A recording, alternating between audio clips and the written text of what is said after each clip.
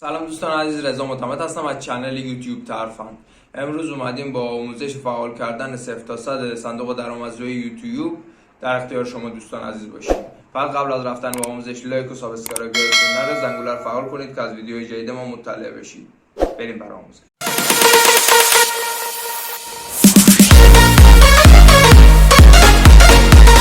خب دوستان، اشتباهی که بعضی از دوستان انجام میدن اینه که میان وارد یوتیوب استودیو میشن و صبر میکنیم که باز کنه برامون و از این قسمت میزنن روی این قسمت و دنبال قسمت کانتری میگردن و پیدا نمیکنن و فکر میکنن که یوتیوب استودیوشون مشکل داره و اینکه اصلا قسمت کانتری روی موبایل دیده نمیشه. باید قسمت دسکتاپ برین که ببینید، فقط رو دسکتاپ نشون میده.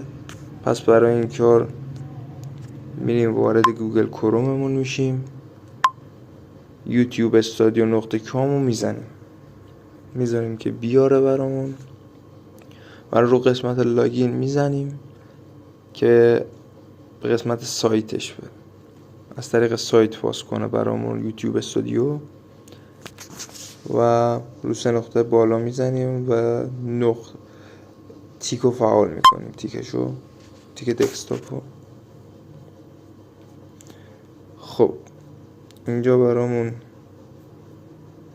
همچین صفحه رو باز میکنه، رو این قسمت میزنیم، این قسمت با میستیم که باز کنه برامون. خب حالا روی این قسمت آبیه میزنیم و از این قسمت برامون کانتری رو میاره، همونجور که میبینید میزنیم روش.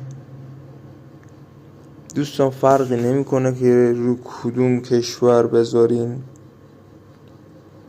هر کدومو بذارین فرقی نداره، ولی